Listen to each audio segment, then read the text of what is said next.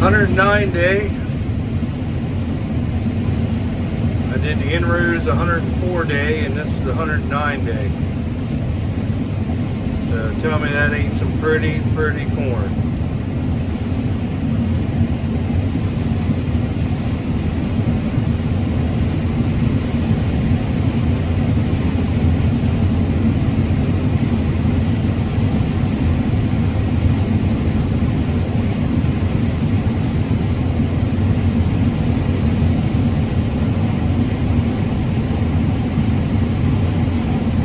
$10.94 sea salt.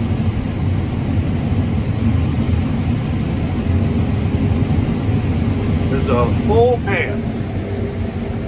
I'll show you the full pass.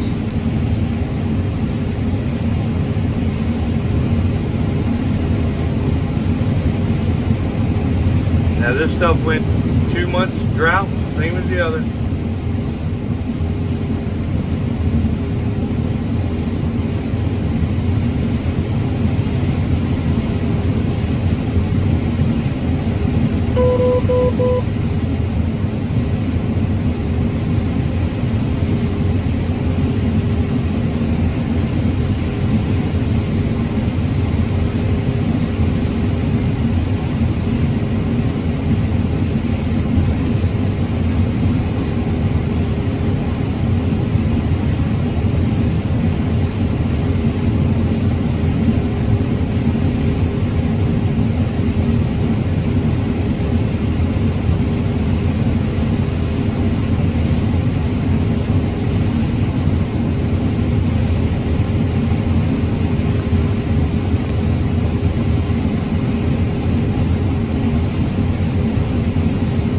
Just say if I had irrigation, what I could do.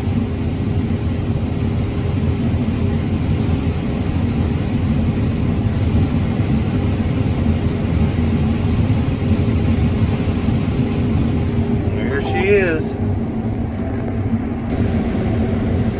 Everybody always tells me I'm going slow. That's why I read so high. So we'll bump her up to 5.5. 5.5. Let's see what she does.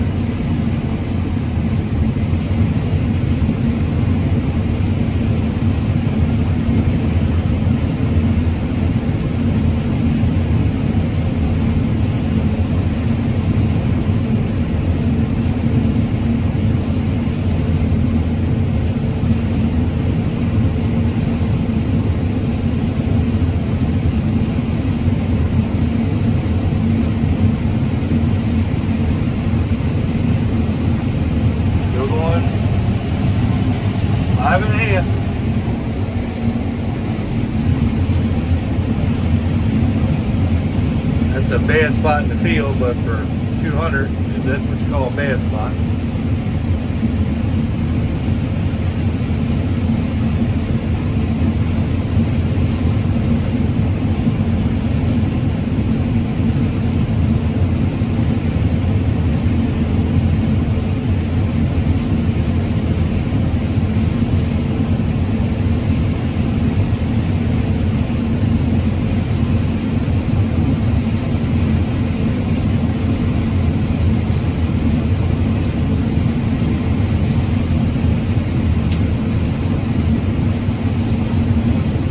Like I should be going 5.5 all the time.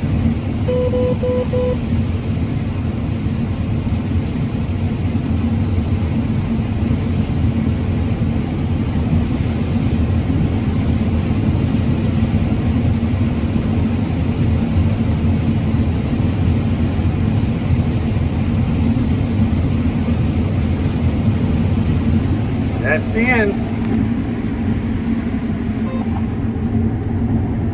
Normally I go about 4.5, but I might start bumping her up to 5.5.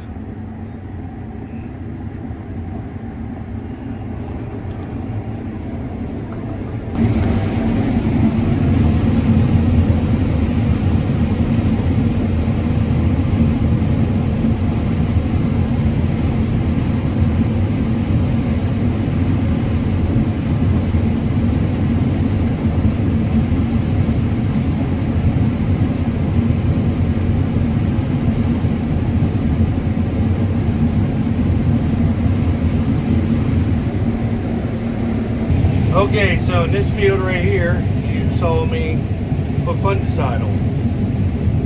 So when I planted it, I did a 2x2 sulfur, boron, nitrogen, 20 gallons to the acre. And then I came back with dry, a little bit of sulfur and ESN, and I think it was about, I want to say 50 pounds maybe to the acre of nitrogen. So it really doesn't have that much nitrogen on this crop. Then I came back with a fungicide. Didn't use an expensive one. I went to FDN, bought a $42 a gallon jug of fungicide. Got a case of that.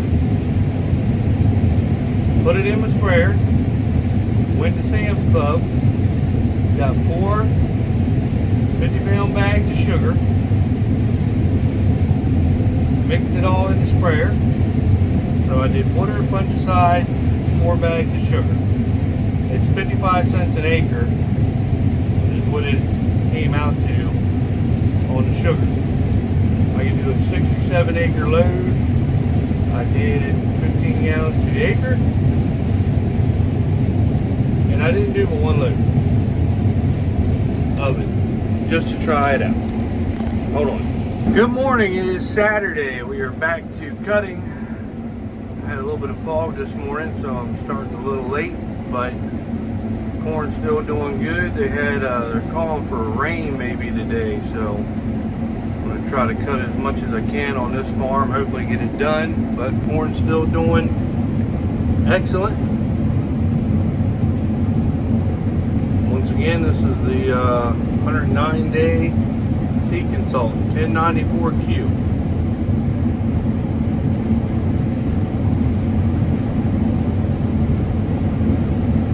And it's a very good drought corn, obviously. I'll say it again, it went through 2 months, no rain.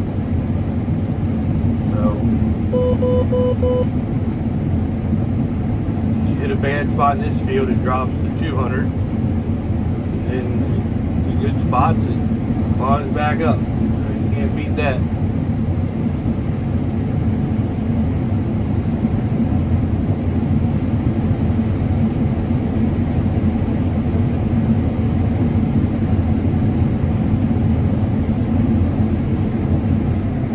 I'm gonna dump it off. There's no sense in me trying to make it all the way back down and have to stop and turn around, so I just, she's pretty full if you look. So try to get this done. I shaved last night. I'm gonna grow the winter beard out eventually, but I just didn't feel like it. It was starting to irritate me a little bit. But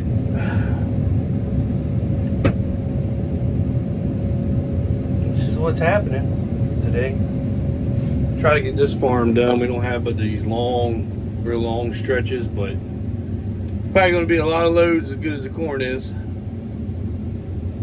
We're hauling everything to Mount Air because Tyson's dryer, they had a fire in one of their bins this year, so they're not running the dryer this year, and our local co-op that we pay and we're members of won't let us dry our corn and haul it out.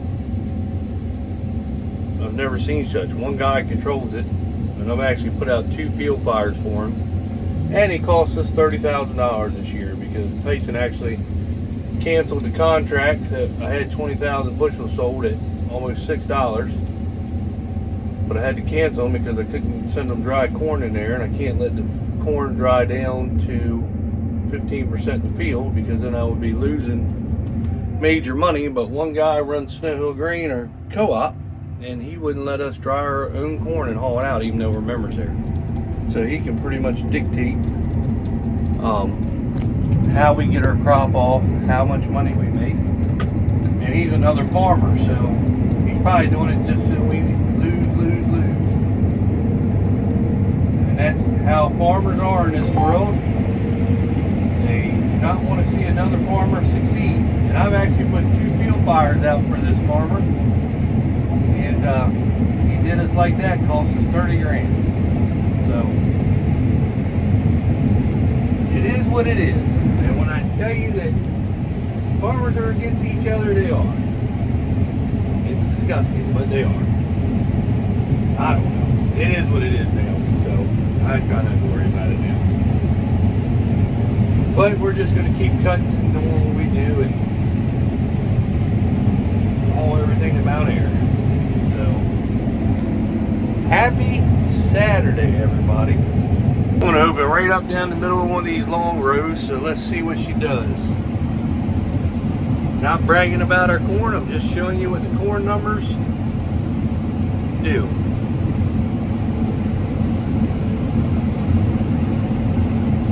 Normally I don't run my rotor speed but 400, 360, 380, 400, but where it was a little damp this morning, I got her turned up a little bit so it'll peel it off a little bit better. This corn is just a fraction wet, but we're going to store a lot anyway, so it doesn't really matter. But these are long rows. These right here are the kind of rows that you wish you had a green cart for. Corn looks healthy. I think that fungicide and sugar worked.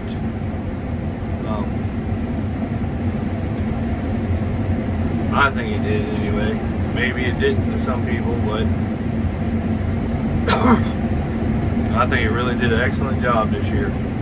This is a good number of corn. First year I planted it, and couldn't be happier with it. Honestly, couldn't be happier.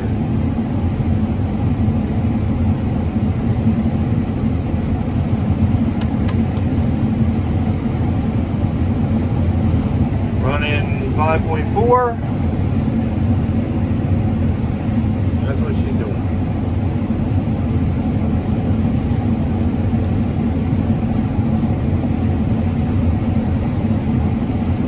That's a bad spot in the field.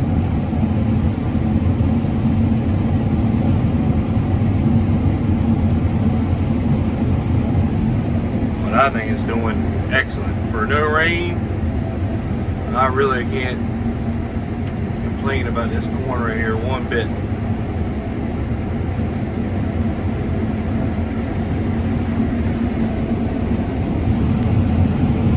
Good spot in the field.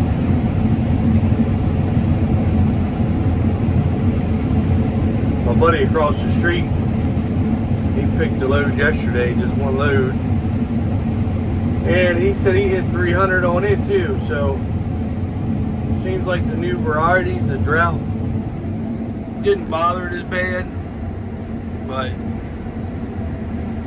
you can't complain about hitting 300 on your monitor.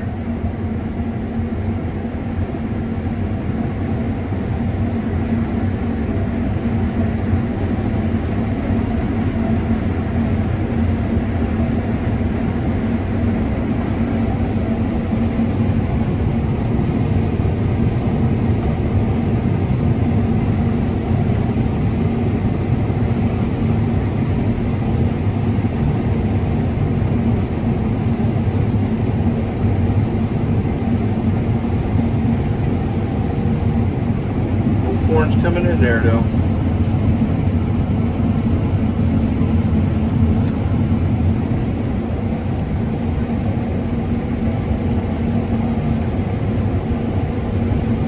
I wonder what this corn is capable of with irrigation on it.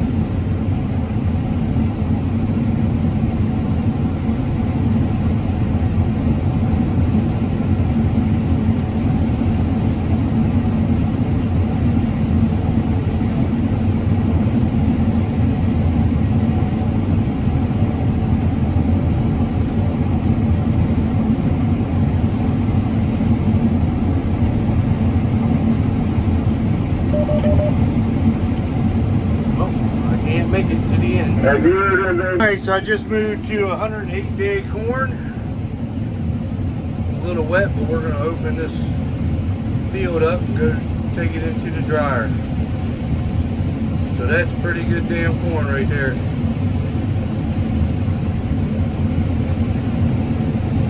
I would say.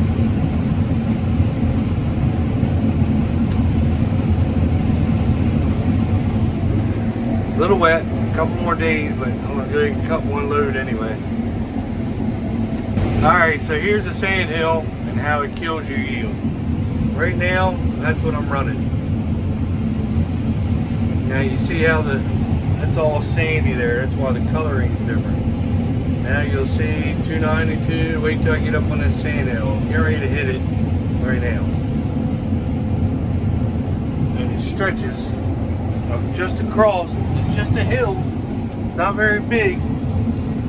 But you'll watch the yield probably drop down to shit, probably nothing.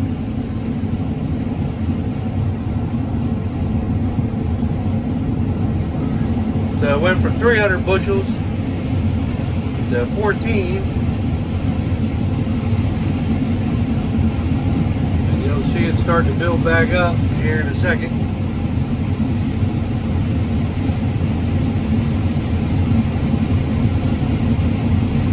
Back over 200 again. So that is how you go from cutting 300 bushel corn, 250, 300 bushel corn on a whole field, but you got a 50-foot stretch all the way across there, and I'll show you at the end what it's yielding right now. Now remember, I was close to 300. I hit 300. I'm going to keep hitting 300 in this field all over the place, but now I'm getting back to another sandy spot towards the end row. Now watch this. So I went from 250, 300 bushel corn to, and here's what the field is averaging, 180. You can go from 300 bushel corn, but you're only averaging 180 because it's only a 50, 75 foot swath all the way across that kills your yield. I should be yielding 300 bushels, 275, 300 bushels, because 85, 90% of this field is what that's going to run. But that one swath kills you. It just kills you. Now, if I had a pivot on this field, I'd be cutting 450 bushel corn, and then the sandhill would probably do 200 bushel. But it is what it is. Because if I can grow 300 bushel corn non-irrigated on regular ground, just think what you can grow with water for the 2 months that we didn't get rain. I mean, I'm just saying, not bragging, I'm just saying, just think about it. It's worth it.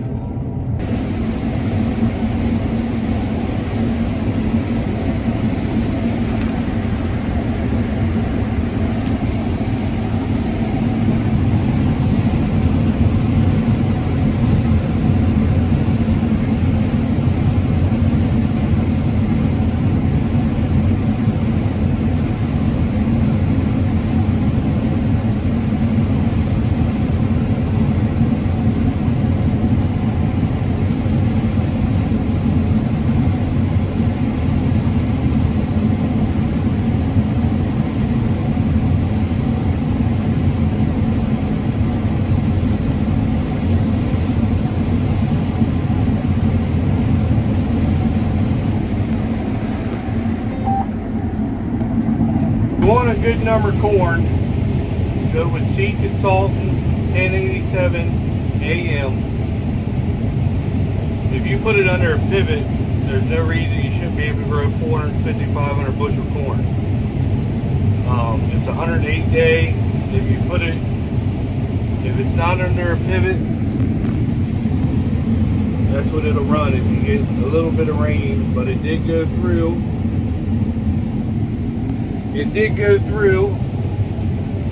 This was later planted corn, but it still got the 2 months stress of the no rain, but it was planted later, and it seems like it didn't hurt it as bad. The corn was a lot younger. Corn, it just did not hurt it. And this corn right here, I'm telling you, is a great number. This is the first number. Let me get sped up here. Hold on. I'm on short roads. This was the first number that I ever tried from them. They recommended it to start out. and it is a bulletproof number. I mean, the year we had the drought 2 years ago, on a farm across the road, it went 189. And it was it was worse than this year's drought. That's what it averaged on a drought year. Right now, it's a little wet. We're going to run it through the dryer, but I want to get it off because you never know when a hurricane hits us. We're right on the East Coast, right on the eastern shore of Maryland. And this farm that I'm actually on right now, we actually had a hurricane hit it when I was younger. And we had corn just like this, really beautiful corn. And so after the hurricane, it was all laid on the ground. And we went from 250, 300 bushel of corn to, I think we only could pick half of it up. We were going crossways, straightways, any way you could think of. And it was sad because you could walk out there and all the big ears were just laying everywhere. And I remember my dad was like, it's just depressing, you know? So, and plus, you let corn get too dry. I know a lot of people don't think so, but your bushels outweigh your drying costs. You know, if I let this corn go, the other year we had corn in there on the field right next to us, and I was hitting 360, 375, but it was wet. It was like 26, 28. Half the field's a sand hill, and the other half's a nice bottom. And I was in the bottom, and so we decided to wait on it. And I think I even made a video of it. If you look back 2 years ago on the video of the corn. Get lined up here. When we went back to cut that corn at like 17%, it was doing 180 compared to 360. So you figure what your drying cost is in them different numbers and the bushel difference you were getting. And I guarantee you, you're going to win with the bushels over the drying fee. Now, if you have your own dryer, it's really worth it because it's a lot cheaper to dry your own corn than what you get charged at a co-op or wherever. So, I mean, a lot of people complain about moisture corn, but man, the bushels that you get when it's a little wet, it makes a big difference. To me, it does. Now, a lot of the older guys, they want it dry down, but you don't have no header loss. You know, I mean, you start letting your corn get 16, 17%, you have header loss. I don't care if you got a brand new header, you have header loss. In my opinion, you know, all you guys know more than I do. I'm just a young farmer, but from what I've seen, the header loss is there. The yield drag is just horrible. You let it dry down too much. Now it's a little wet right here, but as you can see, that sand hill's dry. So we were kind of just opening up the field, cutting a couple loads. It's Saturday. So this is the last bin, last load for today. We're going to relax the rest of the day. But I want to get some of this sand hill off. Probably start back like Tuesday, Wednesday. If you let the sand hill go too long, it'll start falling down, and then it's a pain in the butt to, to snapping and breaking with the wind and stuff. But I want high yields, and if that means I got to cut my corn a little bit wetter, do the math. It'll pay for itself to cut a little bit wetter corn than it does to worry about a little bit of drying fee. So anyway, that's the end of the video. I've just been showing you what we're doing, showing you the yields. Not bragging on our yields, but I'm proud of our yields. I take a lot of pride in corn especially. I mean, because you got that one shot and it's so expensive to grow, so you want it to do good. I can't help the rain and the weather, but for the drought we had this year, I'm very happy. We got a lot of corn left to go, and I don't even feel like we're in our best corn yet. The very latest corn that we planted, I think, is the best corn, and I can't wait to jump into that and show you. So, see you later.